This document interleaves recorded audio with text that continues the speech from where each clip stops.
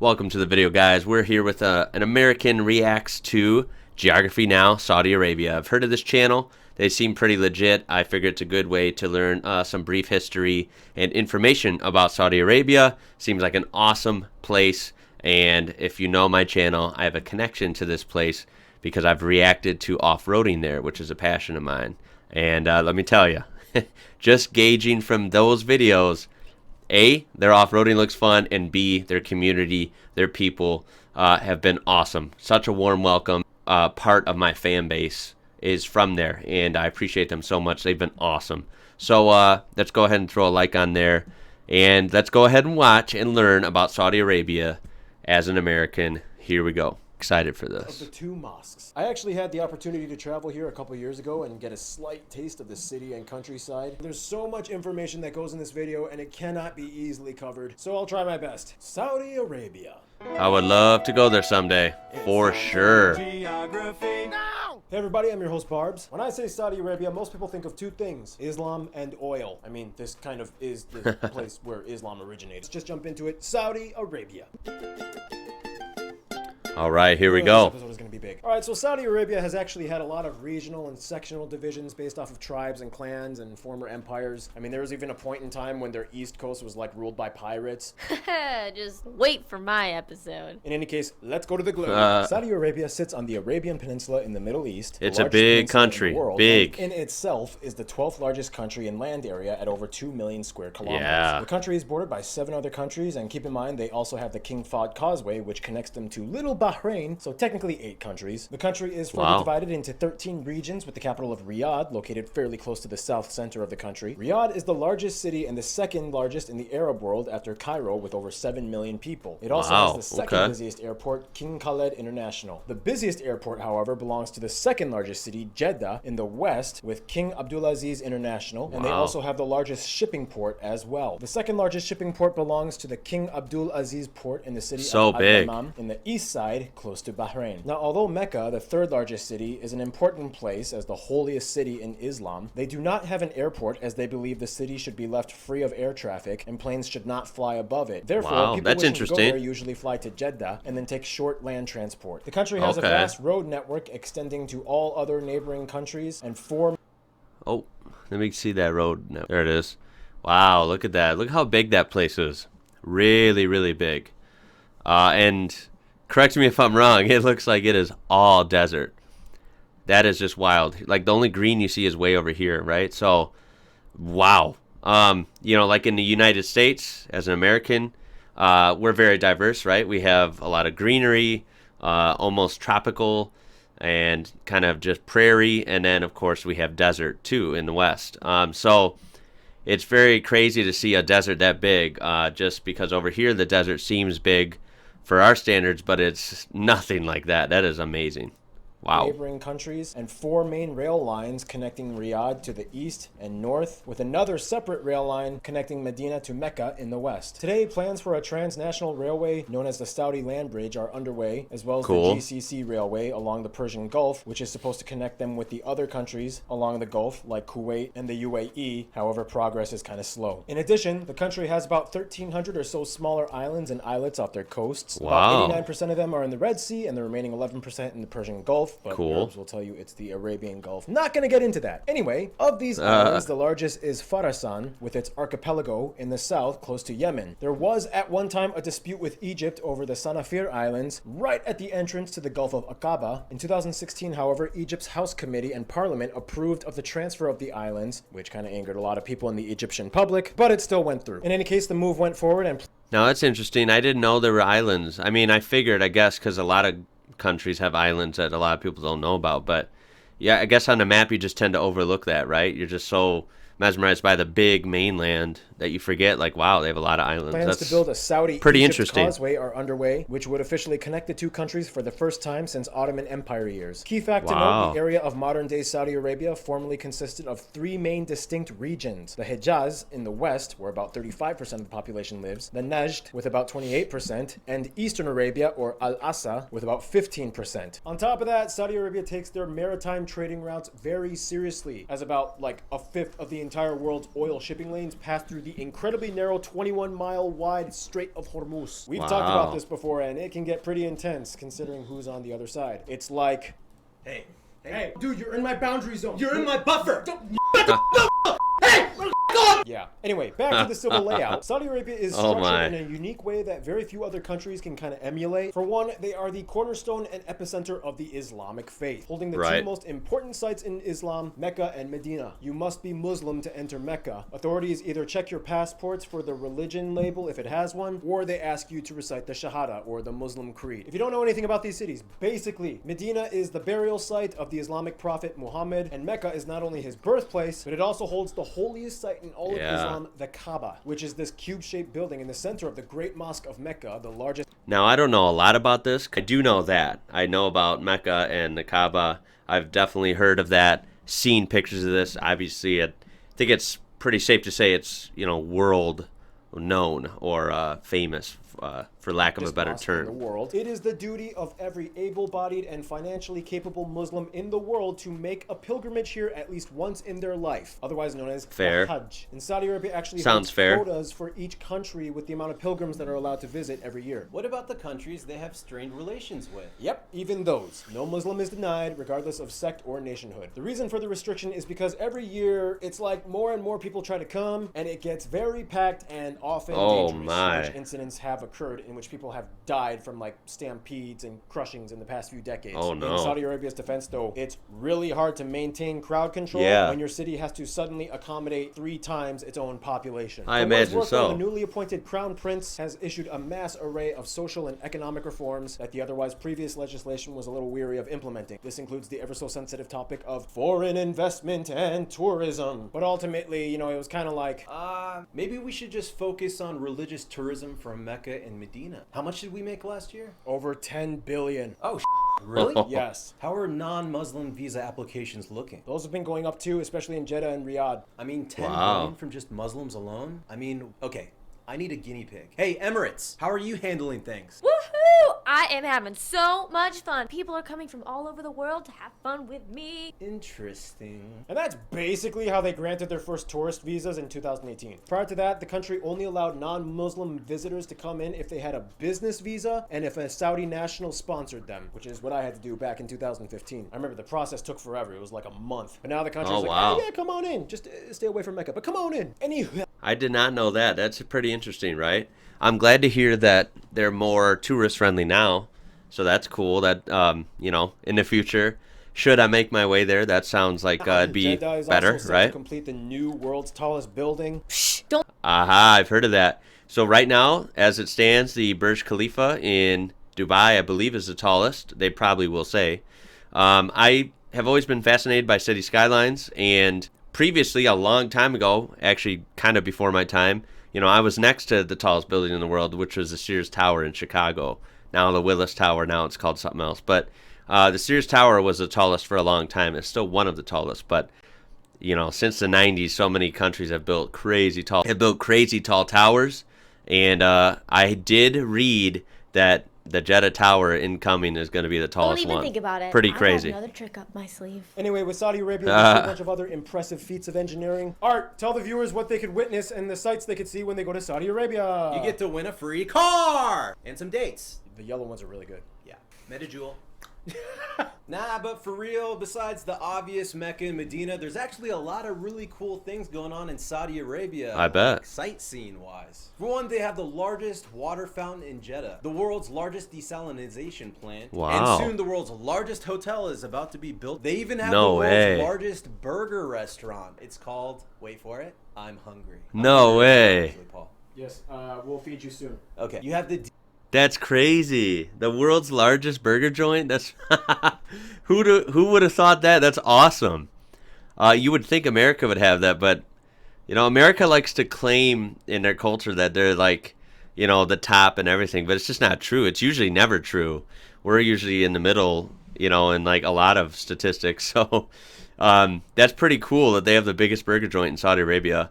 Not to mention those other sites are awesome as well. Wow, beautiful. Check out historic Diriyah, the Rijal Alma, or the famous Saad ibn Saud Palace, the King Abdulaziz's center of world culture, the floating mosque, and there's that really mysterious looking cool rock that looks like it was cut by a laser. Yeah. Nobody knows how it got that way. Tell me in the comments if you've seen this in person before. That is incredible. It does look like a straight laser cut. Was it one rock? Or is it always been two rocks and they just happen to be right next to each other? But I don't think so. It had to have been one at one time. Because why would they both have completely, jagged, natural-looking sides and then one flat side like that? That's crazy, man. Very mysterious. Looks like it was cut by a laser, and nobody knows how it got that way. Aliens. Bob Saget. And probably the most famous yet very widely unheard of to outsiders, Madain Salah in Al Ula. Wow. It's Saudi Arabia's Look at first that. UNESCO heritage site. Wow. Oh, you stole the t-shirt. Did you hear that, guy? That looks so cool. You should buy one too. At geographynow.com. Also impressive, the landscape. Let's go there now. Yeah. I'm a huge geography guy. I love physical geography and just, obsessed with, especially deserts, sand dunes, mountains, rivers, you name it. It's just vegetation, trees, right? I'm so amazed by the diversity and how big and crazy things can be around the world. And they're, from what little I've seen of their physical geography, Surface, Saudi Arabia I'm expecting this to be pretty cool. Even looking at it from space, you're like, yeah, lots of beige and brown sand and rocks. But if you look closer, the desert has a lot of different types of that's sands beautiful. and rocks. It's more fascinating than you think. First of all, the country sits on its own entire tectonic plate, known as the Arabian Plate. The rifts on the edges of this plate are essentially what form the Red Sea and the Persian Gulf, as well as the Anatolian Highlands and the Zagros Mountains in Iran. The country is primarily characterized by the Arabian Desert, the 5th largest in the world, and the largest in Asia. It makes up about 90% of the land and is roughly broken into 3 separate sand deserts and 2 rocky highland deserts. 90% of the country is straight up desert. That's incredible. Wow.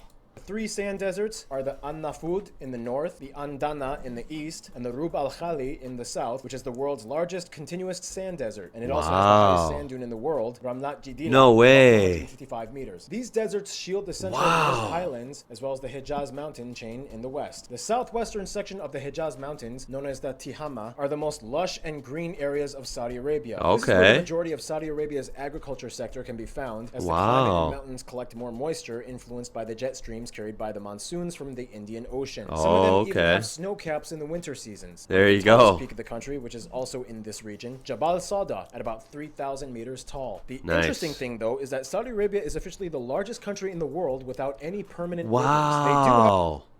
That's weird. I guess I didn't notice that. How did I not notice that? You're right. There's no rivers at all, right?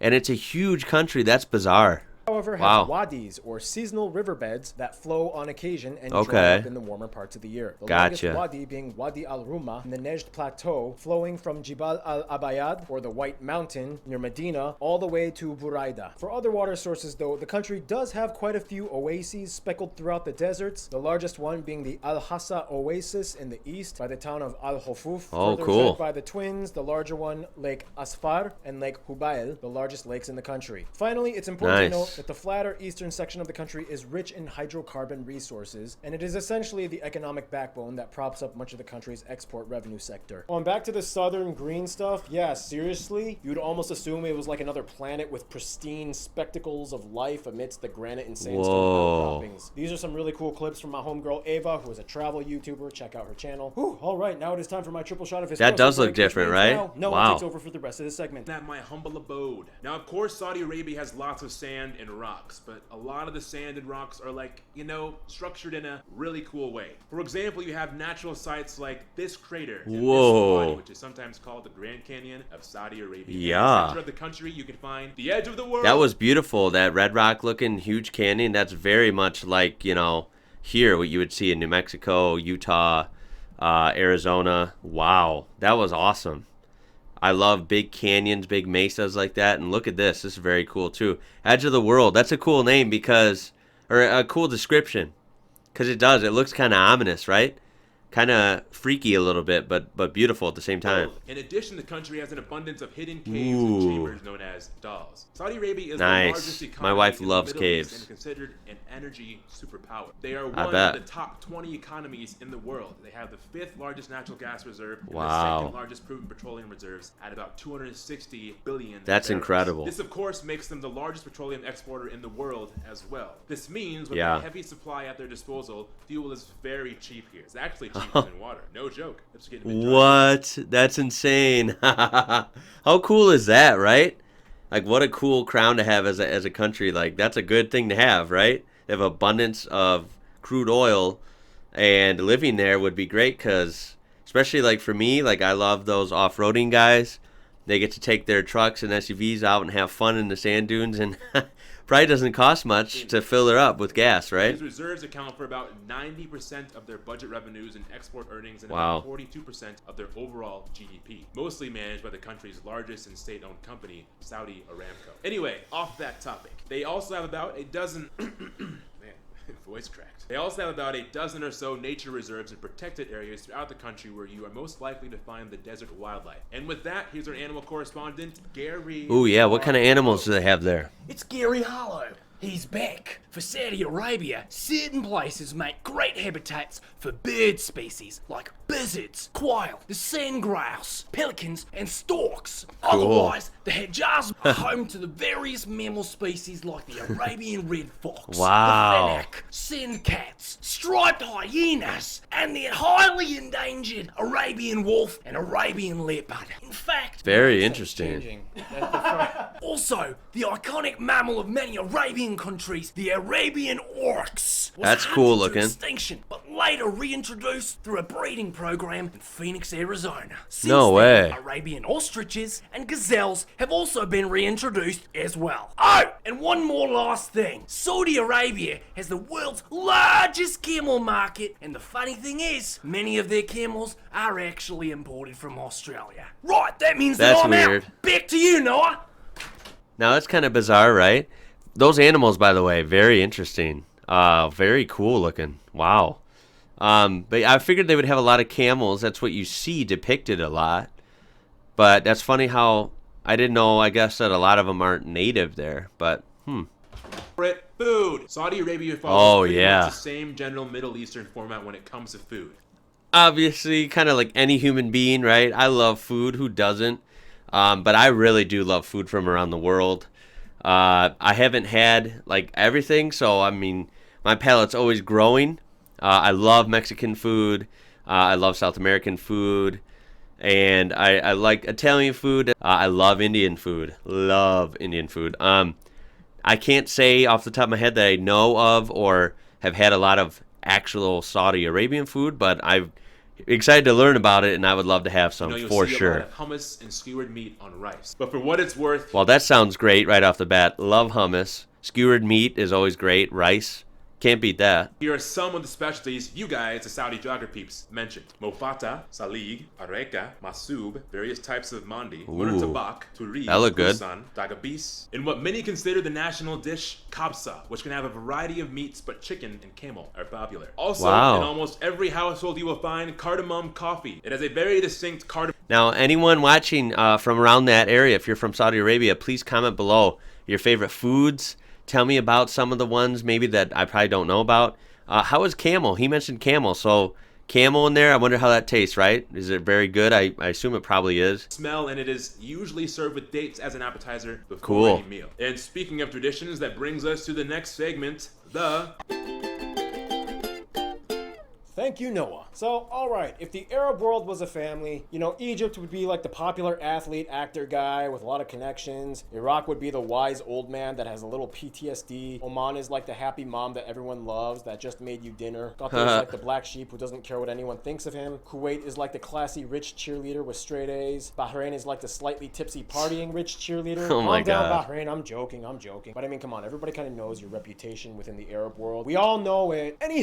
Saudi Arabia and its its people are well known throughout the world. We'll break it down in a bit, but first, the graph. Saudi Arabia has about 35 million people, and over half of the population is under 25 years old. Wow. 80% of the country is urban. The country is about 90% Arab in ethnicity and background, and 10% other groups, mostly from Africa and Asia. However, it's important to note that numbers and statistics often may conflict from varying sources, but the average general estimation is that actual Saudi citizens in themselves only make up about 60% of the country, and the remaining 40% are expats from abroad. The largest groups of expats coming from countries like India, Pakistan, Syria, Bangladesh, and the Philippines, and a small community of about 100,000 Westerners, mostly from Europe and the Americas. Saudi Arabia uses the Saudi Riyal as their currency. They use the types A, B, G, and F plug outlets, and they drive on the right side of the road. The official language, of course, is Arabic, and it is also the original language of the Quran, and thus it is considered the only pure and trusted form of the Quran to be written in. Keep in mind, English is also widely spoken in Saudi Arabia. Cool. The British did kind of play a big role in their history. Former colony? Former protectorate, not colony. Now, if you're going to address the social structure of Saudi Arabia, it kind of boils down to two main groups that run the show: the royal family and the al-Sheikh family. In the shortest way I can summarize it, the royal family kind of runs the government, and the al-Sheikh family kind of facilitates religion, as the country is a theocracy. To put it simply, the House of Saud is the largest royal family on earth, with an estimated number around 20,000-ish members. They're spread across all the regions, but most of the power and influence lies in about 2,000 of them. Puritan. Somewhere around 75 to 85% of the country are Sunni Muslims, and 10 to 15 are mostly Shia, living in the east and south borders by Yemen. All citizens are required to be Muslim, and all open practice of other religions of any kind are restricted. Keep in mind, non-Muslims do live in Saudi Arabia. Like, you know, they got a lot of Filipino expats that are Christian, or Hindus from India. But, you know, everything has to be kind of like discreet. Like, authorities won't arrest you if you say you're not Muslim. And you can even kind of like openly talk about your beliefs, but things like, you know, building places of worship and selling, publishing, and distributing religious texts, those are all forbidden. This is where the episode is going to go in the non-sugarcoating direction, isn't it? We all saw this coming. Because the country has a standard of religious reputation to uphold, like other Islamic theocratic nations, there are many laws and rules in the country, although not always strictly enforced, that have heavy regulations and punishments for acts that many people from outside might not be able to wrap their head around. They'd be like, why is that punishable? For example, anything that is deemed too immodest is generally frowned upon. I mean, in stores, you'll see like models with their bodies and faces blacked out. Freedom of press and speech are restricted to some extent, especially if it's criticizing the royal family. Pretty much. Now, that's one thing where this differs, right? Like, that's what makes the world the world. I mean, it's extremely diverse, and everywhere's a little bit different. Yeah, America is for sure not perfect. I can tell you that as someone who lives here. But yeah, it's definitely different, right? You know, the separation of church and state. Also, you know, just a lot more, I guess, diversity, right? That's just the culture is America tries to be super diverse with people from around the world, different religions. And so that is one thing that's definitely different. That stands out as like the biggest difference. So yeah, there's a lot of stuff that's just, you know, similar with their own flavor, but then that is pretty different, right? The modest thing. America is not modest at all. Oh my God. The culture here is just so like show skin, you know, sex sells. That's kind of just all over the place in America. So it's pretty crazy. It gets annoying, to be honest. And it's totally the opposite there. That's what it looks like. Pretty much all drugs are forbidden except for cigarettes. Alcohol is... I mean, that's good, in my opinion, right? You know, people can do what they want. That's like kind of an American point of view, I guess. But, you know, if the place is safe and, you know, one less kind of problem to worry about because drugs can usually be bad, that's not bad at all, right? It's prohibited, but everybody kind of knows a guy where they can get some. The internet is heavily restricted. Yeah, that's definitely different from modern day liquor or alcohol being banned. That is different. That is pretty different than a lot of places. Definitely not banned in America, which I'm sure you know, but that is different. Gets VPN servers to bypass this. Right. Theoretically, based on the law, apostasy from Islam can be punishable by death if the individual refuses to recant. And probably the most controversial one, there are virtually no LGBT rights in the country. And again, theoretically, based off of the law, homosexuality can also be punishable by death given the circumstance. I asked you guys, the Saudi geography peeps, what your thoughts were on this, and more or less, you kind of said something along the lines of, there isn't any active persecution or witch witch hunt. Capital punishment incidents are far and wide in between and rarely enacted. Nonetheless, the LGBT lifestyle is just not something that can be compromised within Islamic doctrine if you claim to be a Muslim. Keyword, if you claim to be a Muslim. This is also kind of why Saudi Arabia claims to have an incredibly low crime rate, because I mean, you know, people are probably less inclined to commit an act if they know that there's going to be severe repercussions. I mean, that's good though, right? Like a low crime rate is good. You know, people can have their opinions on how they do it or how they achieve it. You know, I'm not, that's above my pay grade to speak for, you know, world politics or like how things should be run. But I will applaud the fact that they have a low crime rate. That's good. They're doing something right in that regard. On top of that, there are no income taxes in Saudi Arabia, but they do give 10% of their salary monthly for pension plans. Thank you, Art. And finally, one issue that's cool. No income taxes, right? The role of women in Saudi Arabia. I don't know, Hannah, you're a woman. You take this part. Hannah. Income tax varies by state in the U.S., so unfortunately where I am it's very high, but some states have no income tax. Explain, what's the women's situation in Saudi Arabia right now? Oh, well, let me tell you. Well, for one, unlike before, no, women do not need the approval or permission of a man to get permits, certificates, paperwork, or for travel. And yes, since 2017, women now have the right to drive cars. Saudi women I have also heard that for the they just first got time that a few took years part ago. in the Olympics. No, they are not required to wear hijabs, and you will see uncovered heads. The women actually outnumber men in enrollment in universities up to 60%. Wow. So overall, things are changing. Nonetheless, in public, sometimes you will see gender-specific segregation for men and then a different part for women and children. Thank you, Hannah. We'll get back to you in a second. Nonetheless, there's also social benefits like free Medicare and free education. Awesome. You get accepted into a university. So it's weird. It's kind of like a heavily religious land with somewhat austere limiting policies, polished with a shiny, tech-laden exterior. That's basically Saudi Arabia today. Saudi Arabia is essentially the cradle of Arabism, and it goes back a millennia. Prior to the rise of Islam in the 7th century, the entire peninsula was subject to a multitude of Arab tribes, clans, and smaller kingdoms. Originally, Arab clans practiced various forms of paganism and polytheistic beliefs before Islam. These ancient kingdoms and civilizations influenced a set of folklore, legends, and tradition, like the legend of Ali Baba and 40 Thieves, Sinbad the Sailor, and yes, even Aladdin. There's a ton of scary legendary creatures, like the Nas that has only half a body, Bint al-Harsa, whose lips are sewn shut, she tickles men to death. That is terrifying. Wow. Poetry is That's taken messed very up. seriously and is a national pastime. They even have poetry competitions on TV with prizes of over $8 million. What? Whoa. I'm the poetry champ. I should get in on this. That sounds cool. For the episode anymore? No, Ian, you can go. Traditional architecture varies by region and is based on what resources were available at the time. For example, the Nejd region, you will find thick mud brick box-shaped homes with wooden beams and a communal courtyard. Otherwise, in the Hijaz region, more sandstone and wood is used in. Just the way those old, almost like adobe, what we would call here, that's what you see a lot in the Southwest, like New Mexico, Arizona, Texas, right? And then, of course, in Mexico and, you know, Central America. So that's something cool. That reminded me of that. That's kind of cool to see.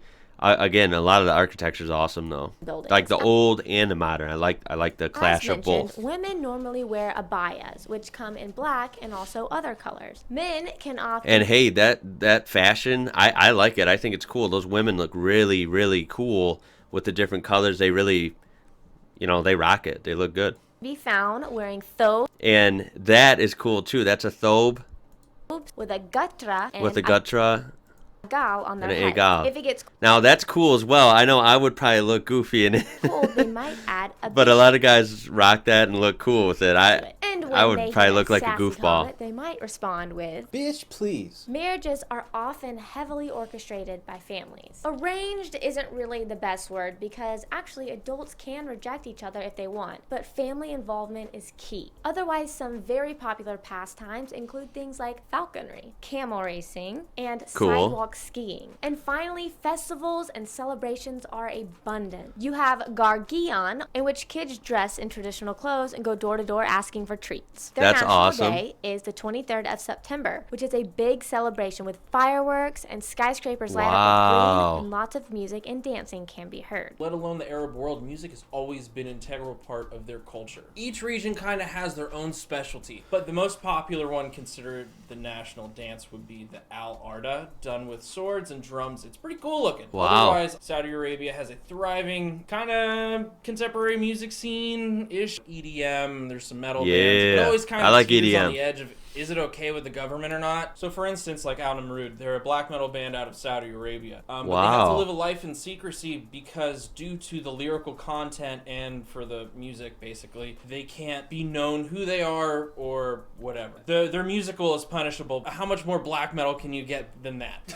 That's interesting. The all-female band, The Accolades. So as you can imagine, it's a very controversial band. The band's first single, Pinocchio, has become an underground hit with 250,000 downloads from the group's page on MySpace. I totally forgot about MySpace. I wonder where Tom is now. Do you guys remember Tom? That's all I got, you guys, today.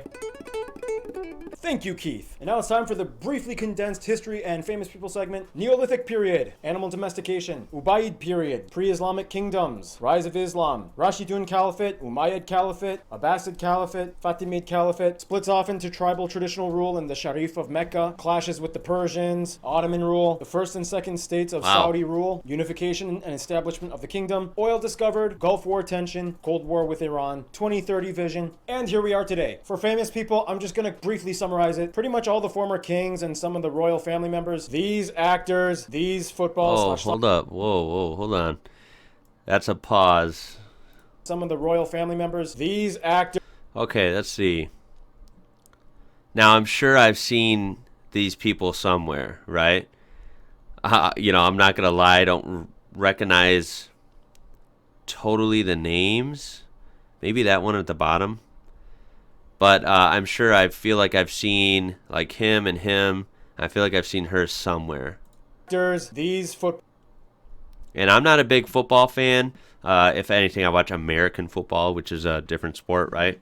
But let me know if you watch football in Saudi Arabia. How good are they, right? Soccer players, these singers, and I didn't recognize any of them. And then who are these? some notable Saudi females include these people as well. All right, and with that, let's find out who Saudi Arabia interacts with across the world. Friend Zone, go.